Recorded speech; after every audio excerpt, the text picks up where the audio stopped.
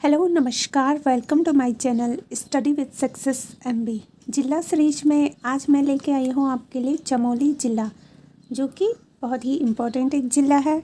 ठीक है ना। अगर हमने इसे पढ़ लिया तो काफ़ी सारे प्रश्नों के जवाब हम आने वाले सभी एग्ज़ामों में सही सही दे सकते हैं।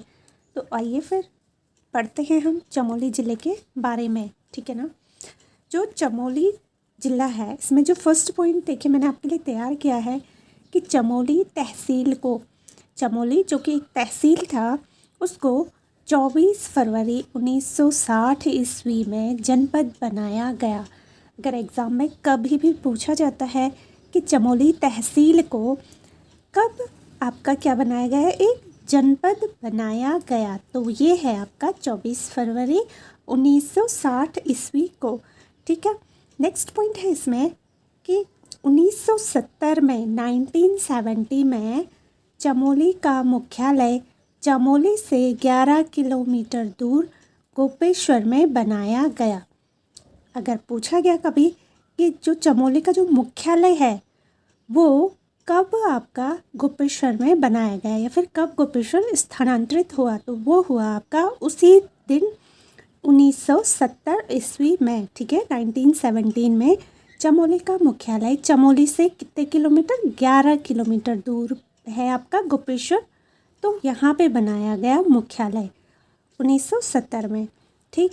नेक्स्ट जो पॉइंट है देखिए काफ़ी इम्पोर्टेंट है कि चमोली का जो क्षेत्रफल है ये है आपका 8030 वर्ग किलोमीटर। ठीक है। 8030 वर्ग किलोमीटर।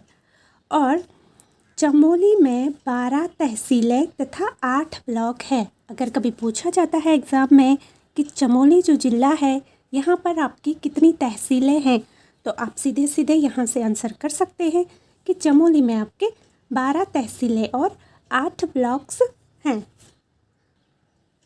अब देखिए जो मैंने आपको बताया कि चमोली में आपके 12 तहसीलें हैं, तो आप देखिए कि चमोली में जो 12 तहसीलें हैं वो कौन कौन से हैं। फर्स्ट है आपका देखिए चमोली एक तहसील है, जोशीमठ, कर्णप्रयाग, थराली, पोखरी, गैरसैंण, घाट, जिलाशु, आदिबद्री, नंदप्रयाग, नारायणबगड़ और देवाल।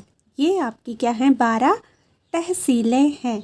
कई बार दिया जाता है ऑप्शन में, वो क्या करेंगे, आयोग क्या करेगा कि आपको ऑप्शन में कर्णप्रयाग दे देगा और उसमें से आपको दे देंगे जैसे दसोली भी दे दिया, तो अब आपसे पूछेंगे कि इनमें से चमोली का तहसील कौन सा है। अगर आपको पता है कि तहसील 12 हैं और 12 में से कौन सा तहसील है और कौन सा नहीं है, ठीक है ना, कोई कौन सा ब्लॉक है, तो आप आसानी से उसके जवाब दे सकते हैं कि आपके कौन सा इसमें तहसील है। ठीक है। तो इसलिए आपको पता होना बहुत ज़रूरी है कि चमोली में जो ब्लॉक हैं कितने हैं और कौन से हैं, और जो तहसीलें हैं वो कितनी हैं और कौन से हैं। अब देखिए ये तो रही हमारे 12 तहसीलों के नाम। अब मैं आपको बताती हूँ कि जो 8 ब्लॉक हैं वो कौन कौन से हैं आपके चमोली ज़िले में। इसमें देखिए आप जोशीमठ, ठीक है, दसोली, घाट, कर्णप्रयाग, नारायणबगड़, थराली, देवाल और गैरसैंण, ये आपके 8 ब्लॉक हैं। ठीक है, विकास खंड हैं आपके चमोली ज़िले में।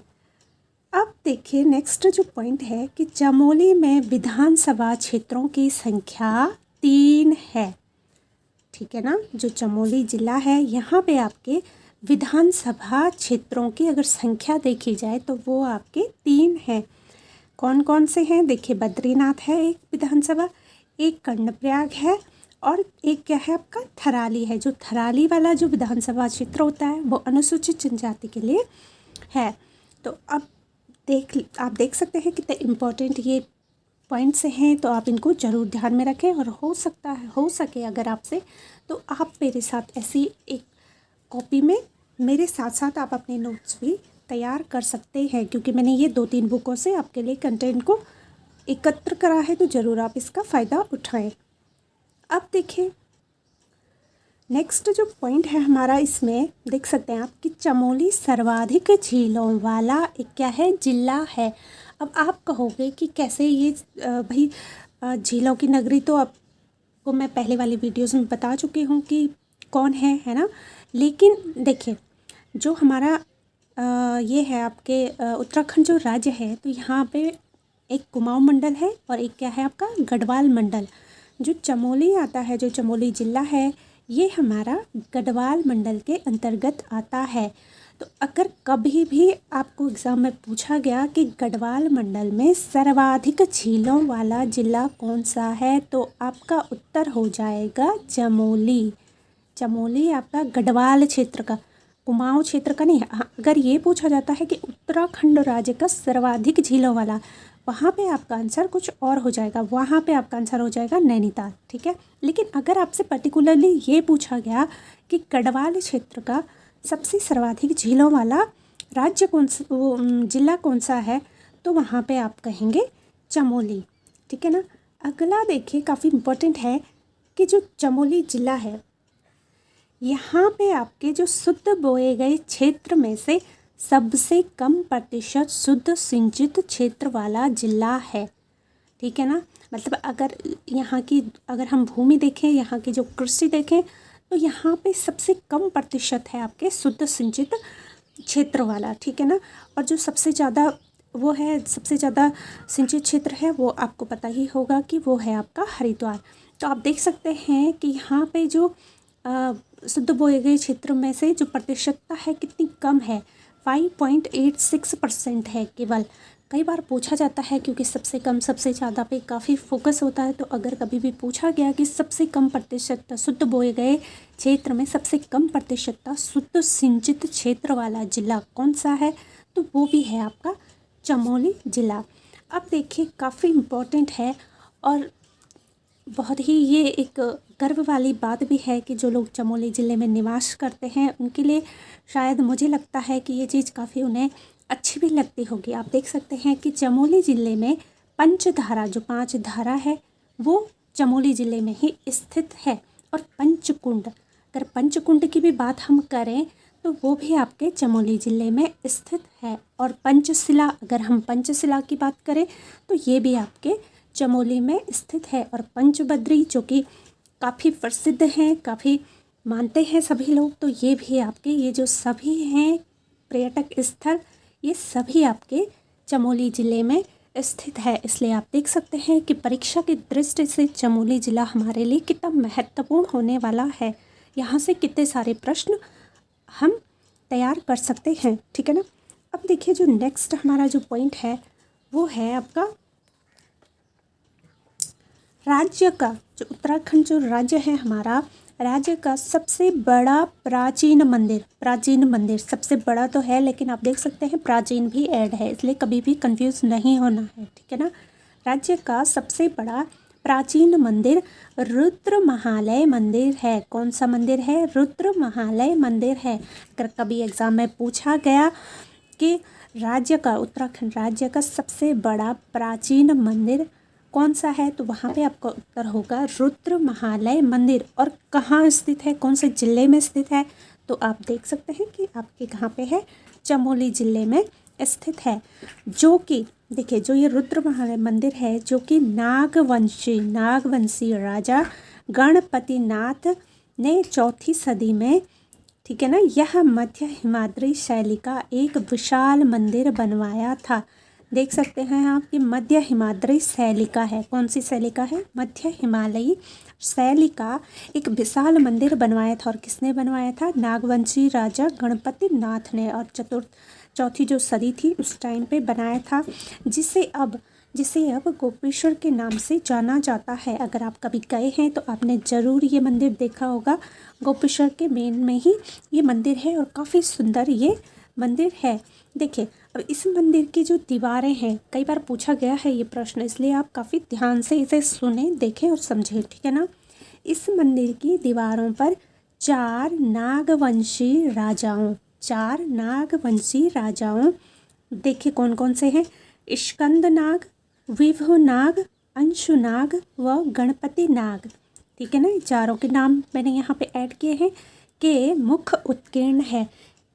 एक बार पूछा गया था एग्ज़ाम में कि जो गोपेश्वर में जो मंदिर है, गणपति नाथ जी ने जो मंदिर बनाया है रुद्र महालय का जो मंदिर है उसमें आपके कौन से नागवंशी राजाओं के चित्र उत्कीर्ण है, या फिर कौन से नागवंशी राजाओं के मुख उत्कीर्ण है, और ऑप्शन दिया होगा उसमें से आप देख सकते हैं कि कौन कौन से हैं। स्कंदनाग है, विभुनाग, अंशुनाग और गणपति नाग। ठीक है ना। तो मुझे उम्मीद है कि आपको ये कॉन्सेप्ट काफ़ी अच्छे से क्लियर हो गया होगा। नहीं हुआ है तो आप एक बार वीडियोस को थोड़ा स्लो करके देख सकते हैं। ठीक है। अब नेक्स्ट जो है इसमें पॉइंट देखिए, इस मंदिर में गुप्तकालीन सूर्य मूर्ति, उत्तर गुप्तकालीन गंगा मूर्ति और पूर्व मध्यकालीन की धर्मचक्र प्रवर्तन मुद्रा में बुद्ध मूर्ति व 12वीं सदी की वीणाधर नटराज मूर्ति व 12 भुजी चंडिका मूर्ति भी स्थित है। उसके अलावा यहाँ पे ये भी स्थित हैं। अगले पॉइंट की बात करते हैं हम। अब देखिए, एक ऐसा पॉइंट है जो मैं आपको बताने जा रही हूँ, और मुझे लगता है कि 60% लोग ऐसे होंगे जो कि खुद चमोली ज़िले में रहते होंगे और उन्हें इस बात की जानकारी नहीं होगी, जो कि काफ़ी इम्पोर्टेंट है परीक्षा की दृष्टि से भी, और वैसे भी अगर देखा जाए तो काफ़ी इम्पोर्टेंट है। देखिए चलते हैं, क्या है टॉपिक। पॉइंट है कि उत्तराखंड के पर्वतीय नगरों में, जो उत्तराखंड है हमारा उत्तराखंड राज्य, उसके जो पर्वतीय नगर है उनमें देखिए गोपेश्वर ही एकमात्र गोपेश्वर ही ऐसा नगर है जहाँ न अधिक गर्मी पड़ती है और न अधिक सर्दी पड़ती है।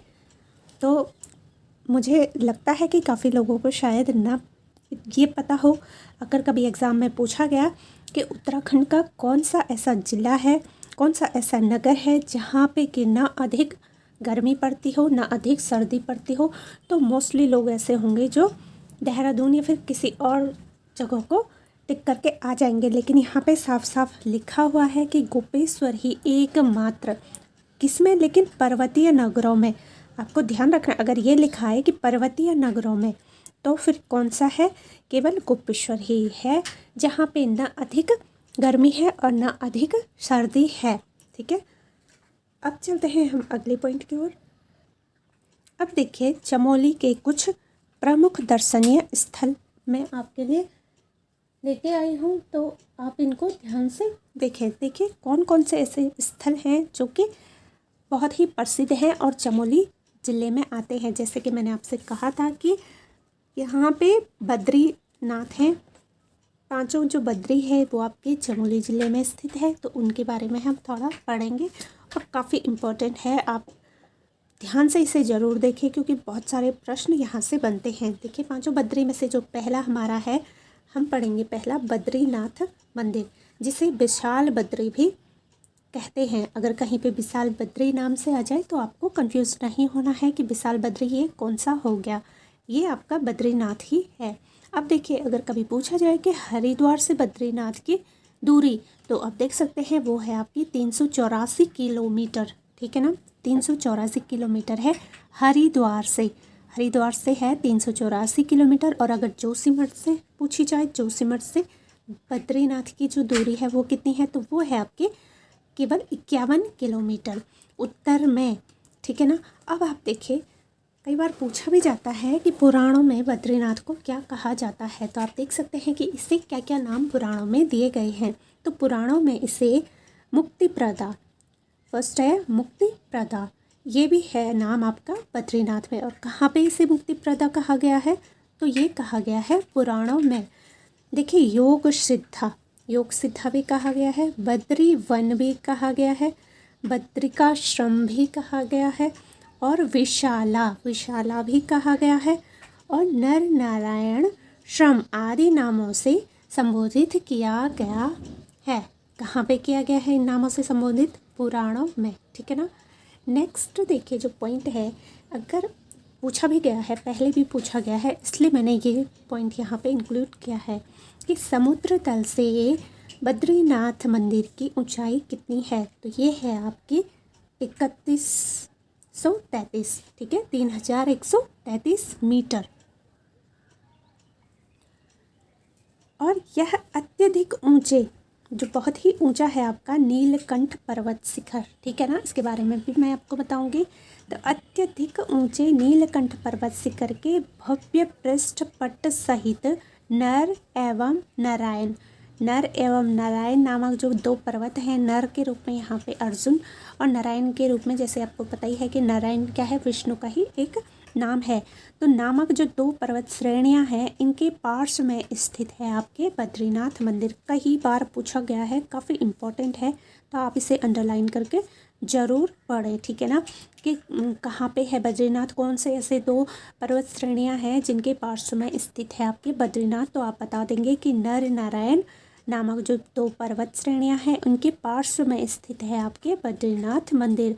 और अगर पूछा जाए कभी कि नर के नाम से वहाँ पे किसके नाम से है नर पर्वत, तो ये है आपके अर्जुन, और नारायण आप जानते हैं कि भगवान विष्णु का ही एक नाम है नारायण, ठीक है। अब देखिए, इस स्थल पर पहले क्या होता था, इस स्थल पर जंगली बंदरियों का कालीन सा बिछा था। जो जंगली बंदरियां थी उनका कालीन सा बिछा था। इसी कारण इसे क्या कहा जाता है, आपका बद्री वन का नाम मिला, इसी कारण मिला इसे बद्री वन का नाम। अब देखिए, जो हमारे अगले पॉइंट्स हैं, इसमें है कि यहाँ से आप देखिए कि यहाँ पर जो बद्रीनाथ जो मंदिर है, यहाँ पर अलकनंदा नदी के तट पर, ठीक है, पूछे जाते हैं ये कुंड। आप बहुत ही ध्यान से देखें कि यहाँ पर और अलकनंदा नदी के तट पर गर्म जल, ठीक है, गर्म जल का एक कुंड स्थित है, जिसे तप्त कुंड के नाम से जाना जाता है।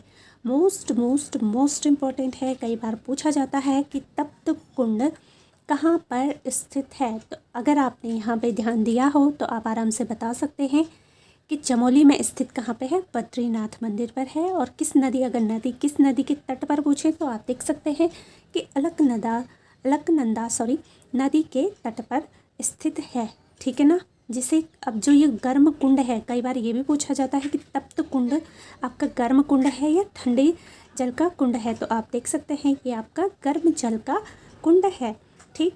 अब देखिए, कई बार पूछा भी जाता है कि जो बद्रीनाथ मंदिर है, इसके कपाट कब खुलते हैं और कब बंद होते हैं। तो देखिए कि मंदिर, जो बद्रीनाथ का जो मंदिर है, यह प्रतिवर्ष अप्रैल मई के महीने में खुलता है, ठीक है ना। काफ़ी सर्दी होती है वहाँ पे, इसलिए अप्रैल मई थोड़ा गर्म एक मौसम माना जाता है, गर्म ऋतु है, तो इसलिए यहाँ पे अप्रैल मई के महीने में क्या होता है, ये मंदिर खुलता है। एवं शरद ऋतु में नवंबर के तृतीया सप्ताह में बंद हो जाता है, क्योंकि काफ़ी बर्फ़बारी होती है, काफ़ी ठंडा यह स्थान है। तो यहाँ पे क्या होता है कि शरद ऋतु के नवंबर में तृतीय सप्ताह में ये मंदिर क्या होता है, बंद हो जाता है, मंदिर की कपाट बंद हो जाते हैं। अब देखिए, पूछा गया था पहले भी कि बद्रीनाथ धाम में कौन से पुजारी होते हैं, ठीक है ना। तो यहाँ पे आप देख सकते हैं कि बद्रीनाथ धाम के पुजारी, देखिए, दक्षिण भारत स्थित मालाबाद, कहाँ पे, मालाबाद क्षेत्र के आदि शंकराचार्य के वंशजों में से होते हैं। अगर पूछा गया कभी भी कि बद्रीनाथ धाम के पुजारी किस वंशज के होते हैं, तो आप देख सकते हैं कि आदि शंकराचार्य के वंशजों में से होते हैं, जिन्हें क्या कहा जाता है, रावल। अब देखिए, आयोग काफ़ी तेज हो गए हैं आजकल, काफ़ी घुमा फिरा के पूछते हैं क्वेश्चन को, तो वो ये भी पूछ सकते हैं कि जो रावल हैं ये किसके वंशज हैं, ठीक है ना, कौन है। तो आप देख सकते हैं ये आदि शंकराचार्य के ही वंशज हैं, इन्हें ही क्या कहा जाता है, आपके रावल कहा जाता है। और रावल क्या करते हैं, बद्रीनाथ धाम की पूजा करते हैं, ये वहाँ के क्या होते हैं, पुजारी होते हैं, ठीक है ना। अब देखिए, बद्रीनाथ मंदिर 3 भागों में बटा हुआ है। जो बद्रीनाथ का जो मंदिर है, यह आपकी 3 भागों में बटा है। देखिए, सिंहद्वार है, ठीक है ना, मंडल और गर्भगृह पूछा जाता है, इसलिए इम्पोर्टेंट है। 3 भागों में बटा है, सिंहद्वार, मंडल और गर्भगृह। जो मुख्य प्रतिमा है वो यहाँ पे भगवान विष्णु की चिंतन मुद्रा में है। कई बार पूछा गया है कि बद्रीनाथ में किस मुद्रा में भगवान की मूर्ति स्थापित है, तो आप देख सकते हैं कि भगवान विष्णु की है। और किस मुद्रा में है, ये है आपकी चिंतन मुद्रा में, ठीक है, चिंतन मुद्रा में है और काले रंग की है, काले रंग की है लेकिन खंडित है, ठीक है। काफ़ी इम्पोर्टेंट है कि खंडित है, क्योंकि एक बार पहले भी पूछा गया था कि कौन से मंदिर में खंडित मूर्ति है, भगवान विष्णु की खंडित मूर्ति है, तो ये है आपके बद्रीनाथ धाम में। और क्यों खंडित है, देखिए मूर्ति के खंडित होने का कारण शायद नारद कुंड में पड़े रहना है। काफ़ी टाइमों से जब नारद कुंड में पड़े रहने के कारण ये जो मूर्ति है यह खंडित है, जिसे शंकराचार्य ने निकाल कर स्थापित करवाया था, ठीक है। अब देखिए नेक्स्ट जो पॉइंट है इसमें कि इस मंदिर का निर्माण पूछा जाता है, ध्यान से देखें कि जो बद्रीनाथ मंदिर है इसका निर्माण गढ़वाल वंश के प्रारंभिक राजा अजयपाल के शासन में हुआ था, परंतु पूर्ण मंदिर बनवाने का श्रेय कत्यूरी राजवंश को जाता है। अगर पूछा गया कि जो बद्रीनाथ जो मंदिर है इसका निर्माण कब प्रारंभ किया गया, तो वो किया गया आपके अजयपाल के शासन में, जो कि क्या थे आपके प्रारंभ की राजा थे, जो प्रथम राजा थे गढ़वाल के, ये थे आपके अजयपाल। तो इनके शासन में हुआ था बद्रीनाथ मंदिर के निर्माण कार्य शुरू। लेकिन अगर इसे पूर्ण की बात करें तो मंदिर पूर्ण बनने की जो श्रेय है वो जाता है आपके कत्यूरी राजवंश को। तो इस पॉइंट्स को आप ध्यान से समझें और क्लियर करें, ताकि एग्जाम में अगर पूछा जाए तो आप कंफ्यूज ना हो। अब चलते हैं हम अगले पॉइंट पे। शंकुधारी शैली में बना यह मंदिर 15 मीटर ऊंचा है। अगर कभी पूछा गया कि इसकी ऊंचाई कितनी है, मंदिर की ऊंचाई कितनी है, तो ये है आपके 15 मीटर ऊंचा, ठीक है ना।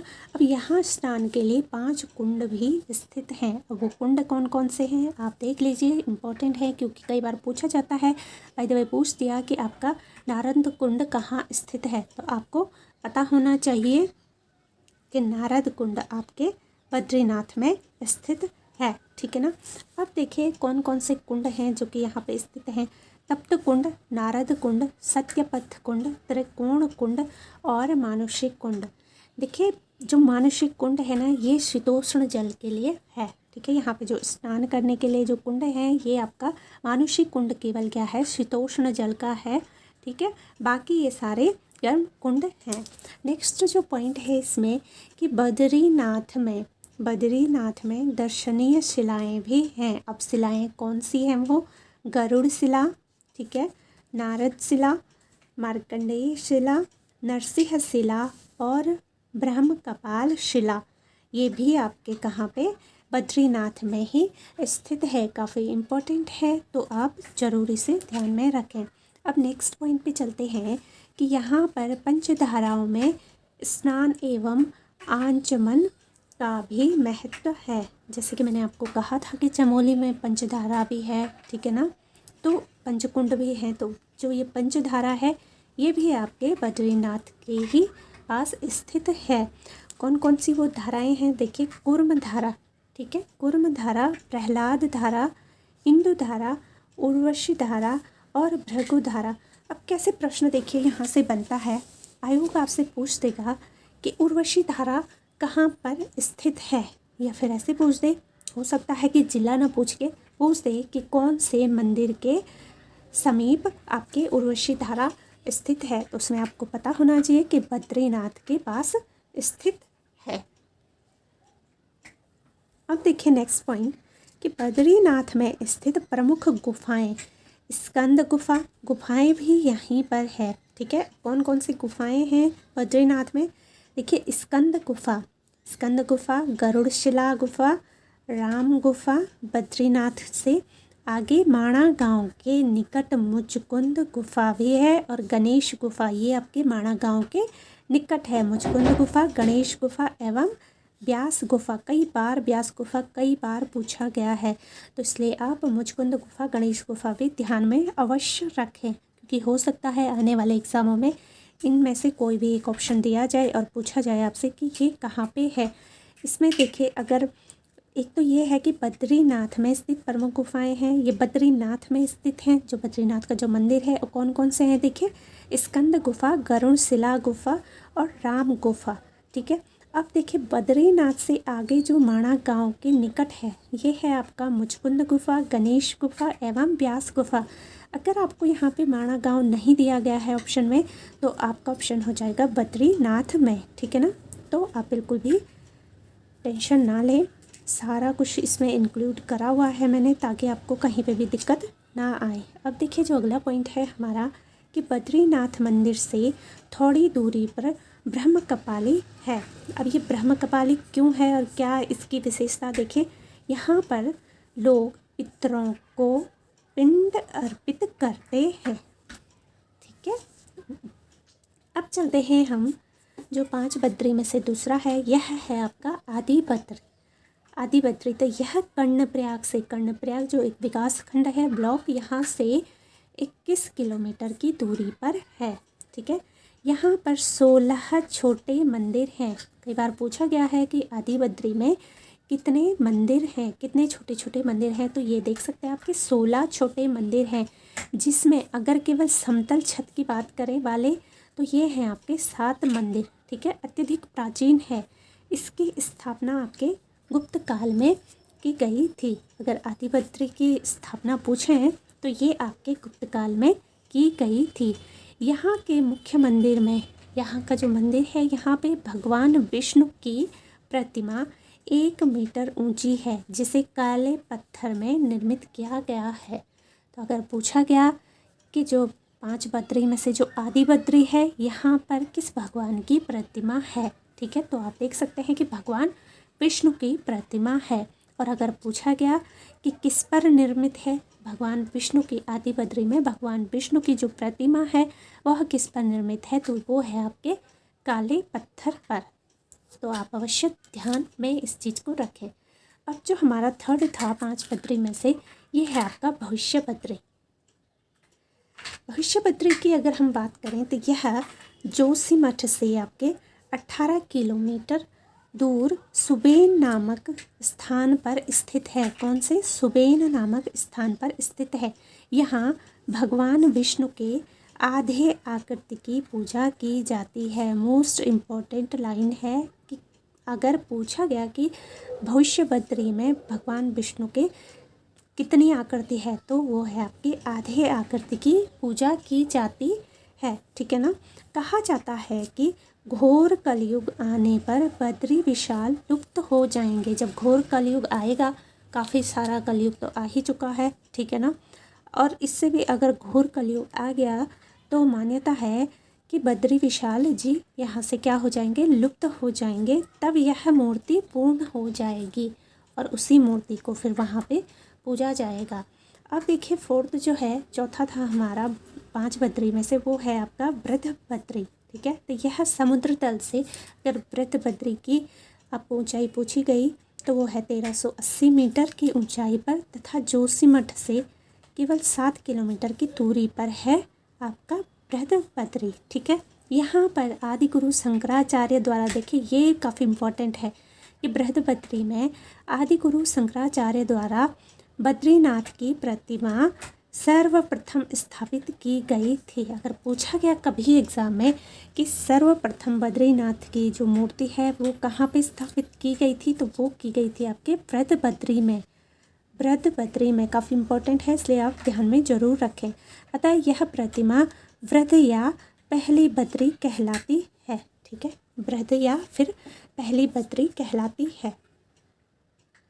अब जो अंतिम टॉपिक है हमारा 5 बद्री में से लास्ट है आपका योगधान बद्री। ठीक है, योगधान बद्री यह जोशीमठ से 20 किलोमीटर की दूरी पर स्थित है और पांडुकेश्वर में योगधान बद्री मंदिर व पांडव शिला है। ठीक है, योगधान बद्री में आपके पांडुकेश्वर में योगधान बद्री मंदिर व पांडवशिला स्थित है। शीतकाल में कपाट बंद होने पर बद्रीनाथ की चतुर्मुखी मूर्ति यहाँ लाई जाती है। जब बद्रीनाथ में आपके शीतकालीन में मैंने आपको बताया था पहले ही कि वहाँ पे क्या होते हैं, कपाट बंद हो जाते हैं, तो जो भगवान की जो मूर्ति है, चतुर्मुख जो मूर्ति है बद्रीनाथ की, वो आपके योगधान बद्री में ही लाई जाती है। तो आज मैं आपके लिए इतना ही लेके आई हूँ, ठीक है। उम्मीद है आपको पसंद ज़रूर आया होगा। तो अगली जो हम पढ़ेंगे इसी में, काफ़ी बड़ा ये ज़िला है, काफ़ी महत्वपूर्ण ज़िला है, बहुत सारे प्रश्न यहाँ से बनते हैं। मैं नहीं चाहती हूँ कि आपके कोई भी प्रश्न छूटे, इसलिए अगली वीडियो में मैं आपको और सारा पूरा कंप्लीट करा दूँगी। अब हमारे 5 बद्री हो गए हैं, 5 केदार बचे हैं जो कि काफ़ी महत्वपूर्ण हैं, वो मैं आपको नेक्स्ट वीडियो में बताती हूँ, ठीक है। फिर मिलते हैं हम अपनी अगली वीडियो में। तब तक आप अपनी खूब अच्छे से तैयारी कीजिए, मेहनत कीजिए और सक्सेस ज़रूर होइए, ठीक है। Okay, bye.